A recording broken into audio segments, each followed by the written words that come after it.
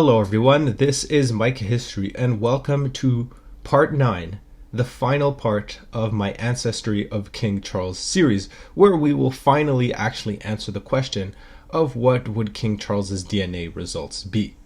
Now, for those of you who are new to the channel or may not have been following along, essentially in this video I am looking at what would King Charles's DNA results be if he took a test, and that is based on looking up every single one of his ancestors. Now, this is no light project. I've actually been working on this for 2.5 years, which makes it easily the longest and hardest project that I have ever worked on, but it is definitely worth it.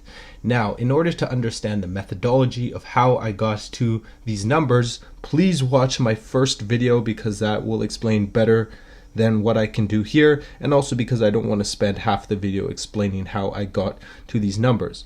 But essentially, watch that video for the understanding of how I came to all this, and then you can also watch my other previous videos in these series to see what the DNA results would be of some famous ancestors of King Charles. We're talking about people like Charlemagne, talking about many important English kings, many important French kings, crusaders, all that kind of stuff, Holy Roman emperors. But you do not need to watch those videos strictly. But I would say if you do watch any video, please watch my first video in order to understand the methodology. But essentially, I went back as far as I could in terms of ancestry, all the way up until the late 4th century. And so after finding the ethnic percentages of all these people, all the way from the late 4th century all the way up until now in the early 21st century, I think I can say with roughly 98% accuracy that these are the results that would come up if King Charles actually did take a DNA test. So with that out of the way, let's continue from where we left off in our last video. So in the last video, I was just going over some of the most recent British monarchs that King Charles is descended from, unsurprisingly, but we mentioned that they were basically mostly German. But now, instead of going straight to Charles, we need to look at Queen Elizabeth.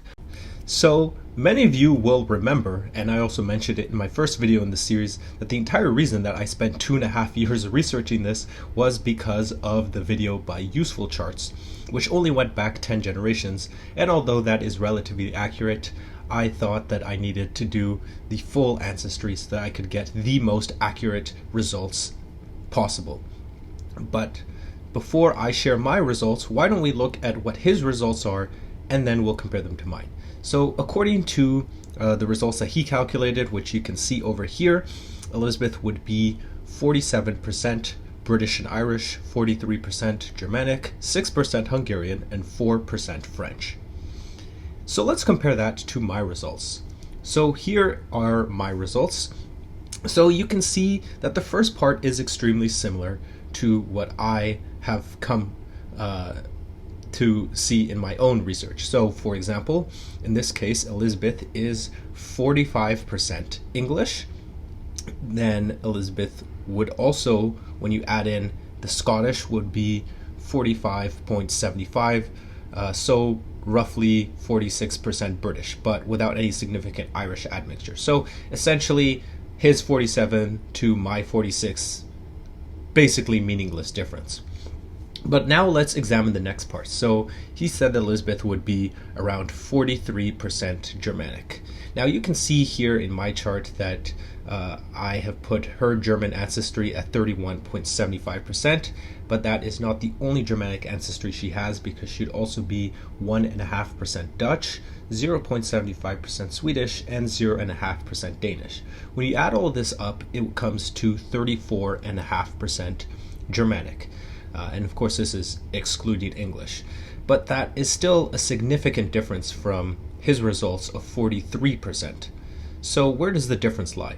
Well, part of the difference lies in the French result. He calculated that she would only be 4% French, while I calculated that she would be 7.75, or roughly 8% French, so half the French number. And I think that is because I went further than 10 generations, and so I included a lot of the French ancestors that he did not cover it because he cut it off at 10 generations. So that explains at least part of the difference. Now you'll also notice that our Hungarian results are the same, 6 as opposed to 6.25 on my part. So exactly the same, and that is because, of course, the Hungarian great-great-grandfather that Elizabeth had.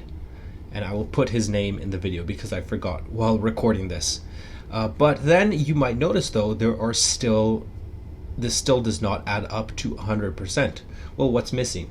Well, a couple of things. So, for example, there is the 2% Italian that I calculated, the 0.5% Lithuanian, the 0.5% Greek, the 0.5% Occitan, although I guess one could reasonably consider them French as well. So that slightly increases the French number to roughly 8.5.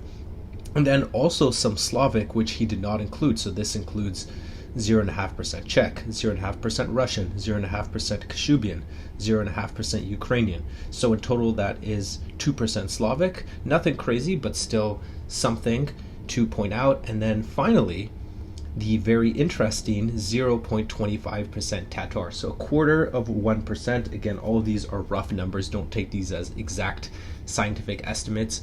But that comes all the way back to Cumans, who were her ancestors back in the 13th century, I believe. And so with that said, now that we have seen Elizabeth's ethnic percentage, let's compare it to the more general ethnolinguistic percentage.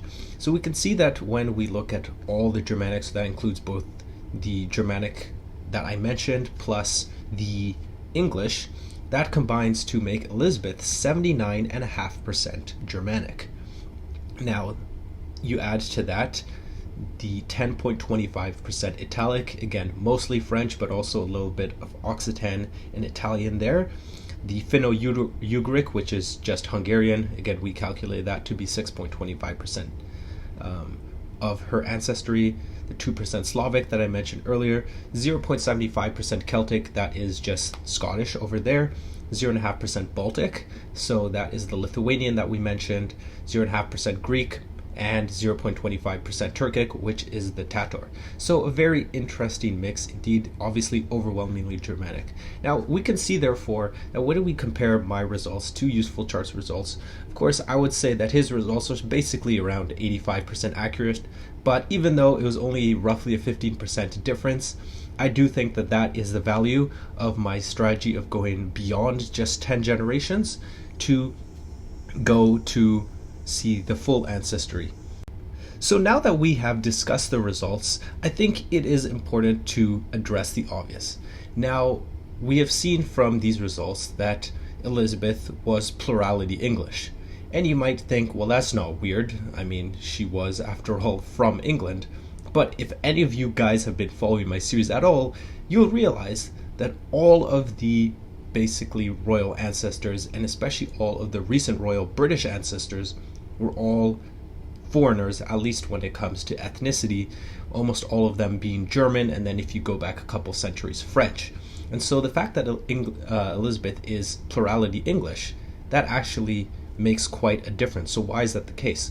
Well, the 45% English that Elizabeth has pretty much comes entirely from her mother, Queen Elizabeth, the Queen Mother.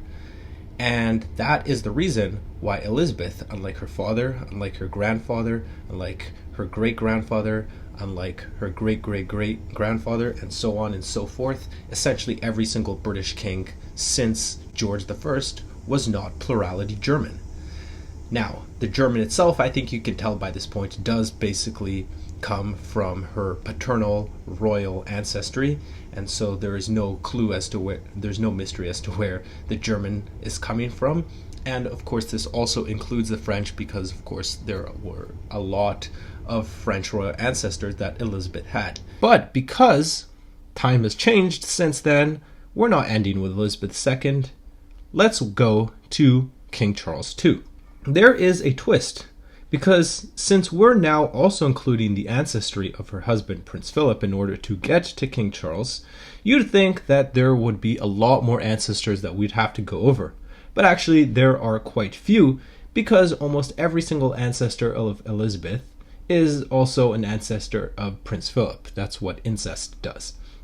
Nevertheless, Philip does have some ancestors that Elizabeth didn't, and the most notable of these is in the Romanov line that once ruled Russia.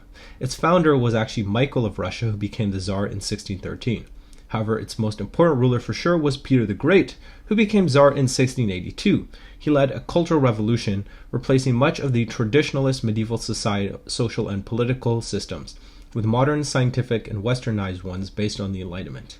He founded the Russian Navy, introduced the Julian calendar, the first Russian newspaper, and created St. Petersburg on the land that he'd conquered from Sweden in the Great Northern War as his capital. His modernization efforts quickly transformed Russia into a major European power, which officially became an empire in 1721. The other famous Romanov who Philip descends from is Catherine the Great, who became Empress of Russia after overthrowing her husband Peter III 6 months into his reign in 1762. She conquered the Crimean Khanate and colonized the territories of New Russia along the coasts of the Black and Azov Seas. In the west, she partitioned the Commonwealth of Poland-Lithuania, ruled by her former lover Stanislaw August Poniatowski. She also began the colonization of Alaska in the east. Admiring Peter the Great, she continued Russia's modernization along western lines. But she intensified serfdom to maintain power, especially since nobles no longer had to serve the state or military anymore. She presided over the Russian Enlightenment, which was a period of cultural and scientific renaissance. By her death in 1796, Russia was firmly recognized as one of the great powers of Europe. Despite being a famous Russian monarch, she was actually only 0.75% Russian, because she was actually from Prussia, which is in Germany, and as such was 71.25% German, with the rest being 6.25% French, 3% Swedish, 2.25% Lithuanian, 2% Dutch, 1.75% Greek, 1.5% Venetian, 1.5% Czech, 1% Danish, 0.75% Kashubian, Ligurian, Ukrainian, Polish, Piedmontese, Belarusian, and Lombard, and 0.5% Cuman, Bosniak, Occitan, Serbian, and English, and finally 0.25% Sorb. Now, going back to Prince Philip, his paternal grandmother, Olga Konstantinovna, was the granddaughter of Nicholas I of Russia, who ruled from 1825 to 1855. Olga was married to King George I of Greece, its second king and the first king of the Glücksburg dynasty, which would rule Greece until it became a republic. The son of Christian IX of Denmark, who I mentioned earlier, he was elected as king of Greece in 1863 after the unpopular King Otto was deposed. He enjoyed the support of the United Kingdom, France, and Russia. He had the longest reign in Greek history, reaching half a century during which Greece took Thessaly and the Ionian Islands, and during the First Balkan War in 1913, Greek troops captured much of Macedonia, but as he was visiting the newly liberated territory, he was assassinated by socialists. Now, because he came from the Danish royal family, which is basically all German, he was 74.25% German, 8.75% French, 2.25% Dutch, 1.75% Swedish, 1.5% Lithuanian, 1.5% Venetian, 1.25% Ligurian, and only 1.25% Greek. He was also 1% Czech and 0.75% Occitan, Russian, Danish, Belarusian, Piedmontese, Lombard, Kashubian, Ukrainian, Emilian, and Tatar, 0.5% Polish, 0.25% Sorb, and 0.25% English. Now their son, Prince Andrew of Greece and Denmark, was the younger brother of the new king Constantine I of Greece, who abdicated after losing the Greco-Turkish War in 1922, and resulted in the whole family being exiled to Greece. He then moved to Monaco, where he died in 1944. Now, as is typical, he was 3/4 German, once again 8.75% French, 2% Dutch, 1.5% Swedish, 1.25% Lithuanian, Venetian, and Russian, 1% Ligurian, Czech, and only 1% Greek. He was also 0.75% Occitan, Polish, and Belarusian, and 0.5% Danish, Piedmontese, Lombard, Kashubian, Ukrainian, Emilian, and Tatar. And so finally, that brings us to Prince Philip himself, which I'm sure is kind of one of the ones that would interest you the most. So let's look at the ancestry of Prince Philip. Well, based on what I have just told you, surprise, surprise, well, not really if you've been following along, Philip was once again mostly German, 3/4 German specifically, and 75.75% German to be exact. He was also 7.25% French, 3.25% Dutch, 3% Jewish, 2.75% Italian, 1.5% Swedish, 1% Lithuanian, 1% Greek, 1% Czech, 0.75% Occitan, 0.75% Belarusian, 0.5% Polish, 0.5% Russian, 0.25% Danish, 0.25% Kashubian, 0.25% Ukrainian, and 0.25% Emilian. However, you may notice one ethnicity notably absent, which is English, because yes, the late Philip was really not English at all. You may also notice that he was 3% Jewish. Now that is because his mother, Princess Alice of Battenberg, was the great-granddaughter of Maria Theresia Corneli, a Jew who converted to Catholicism and married Franz Leopold Lafontaine. And so finally, with all this out of the way, let's finally get to the main character here, Charles III. With all this knowledge, with all this series that I've been doing, with all the videos, with 2.5 years of research, what are the final results? What would the DNA test for King Charles look like? Given the lack of English blood on his paternal side, and a lot of German blood on his maternal side, this means that Charles, like every British monarch since the 17th century, with the exception of his mother, who, as we mentioned, is mostly English, is mainly German. Not that surprising to those of you who know the royal ancestry. But how German? Well, before answering that question, luckily, UsefulCharts also included his predictions for now King Charles III in his video. So let's look at his results and then compare them to mine. So we can see here that according to his predictions, based on his research, Charles would be 68% Germanic, 24% British and Irish, 5% Hungarian, and 3% French. Now, how does that compare to my results?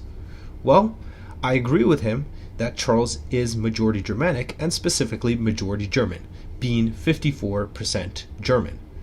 But that still leaves a 14% difference. But Germanic does not just include German, but includes all Germanic peoples except the English in this situation. And so we have to add to that Charles is also, in my calculations, 2.25% Dutch. He is 1.25% Swedish and 0.25% Danish, which means when you add everything up, that comes to a grand total of 57.75, in other words, basically 58% Germanic. But you might notice that is a 10% difference from his result of 68% Germanic. So, what's going on? Well, before we answer that, let's look at the results for British and Irish. Now, just like with Charles's mother, Elizabeth II, the results are extremely close between UsefulCharts and I.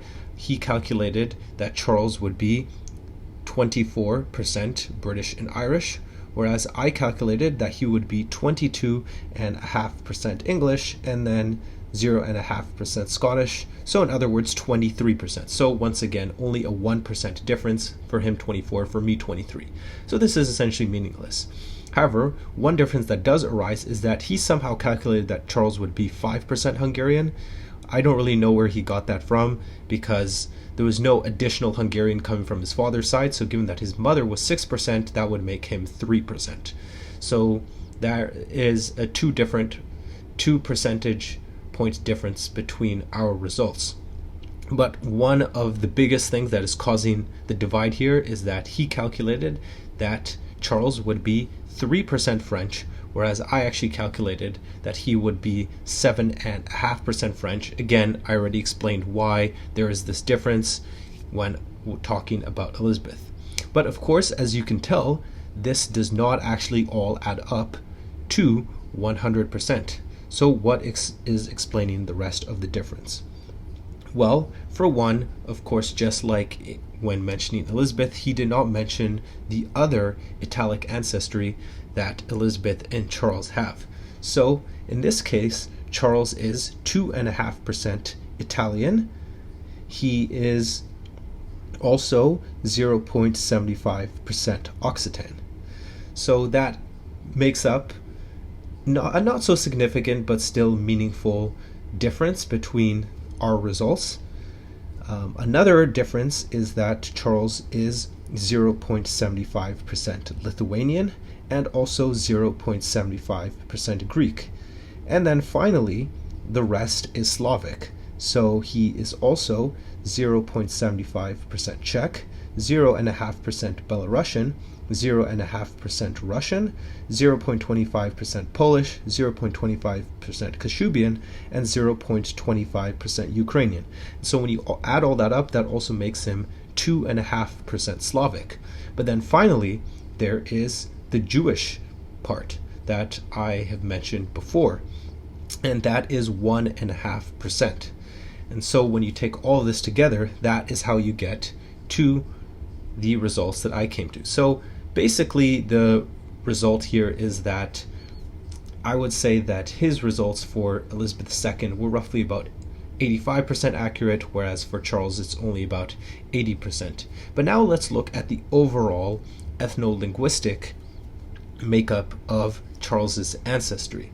So when we include all Germanic peoples, including English, that would make Charles 80.25% Germanic. So in other words, 4/5 Germanic, 10.75% Italic, mostly French, 3% Finno-Ugric, which again is just Hungarian, 2.5% Slavic, 1.5% Semitic, again that being the Jewish, 0.75% Balkan, that being Lithuanian, 0.75% Greek, and finally 0.5% Celtic, with that being Scottish. And so yeah, that is the ancestry of King Charles. It is pretty interesting, and while I do think that UsefulCharts' results are basically accurate, I do think that my more detailed outlook is better. But did any of this surprise you? Let me know in the comment section. And so there you have it, once again, another German monarch. Now, for those of you who know me quite well, you may know that I actually had the opportunity to actually see King Charles recently. And so I will show the footage here if I can. But yeah, it was a very cool experience. Not only is this an academic project for me, but now it is a little personal. But otherwise, if you are interested in the research, I will put the link to that in the description and hopefully the pinned comment. And if I forget to do that, please mention it in the comments. But there you go. That is what King Charles's DNA results would probably look like if he took a DNA test. And I would say this is roughly 98-97% accurate. So thank you guys so much for having spent your time to watch and listen to this video. This took 2.5 years, as I've mentioned multiple times in this video, and is easily the longest and hardest thing that I have ever worked on, but I hope you found it worthwhile. It would of course be funny if all of this became obsolete if King Charles just goes ahead and takes a DNA test, but I would reckon that it would be probably pretty similar to the results that I have shared here today. Although it was very long and very hard, it was worthwhile. It was one of the most interesting things I have ever worked on. I learned so much about history, about royal families, about ancestry, and just all the interesting and random connections that exist in this world. So for those of you who watched my series, especially the ones that I published before this specific video, I really appreciate it. And of course, do not forget to like, subscribe, and share. See you next time.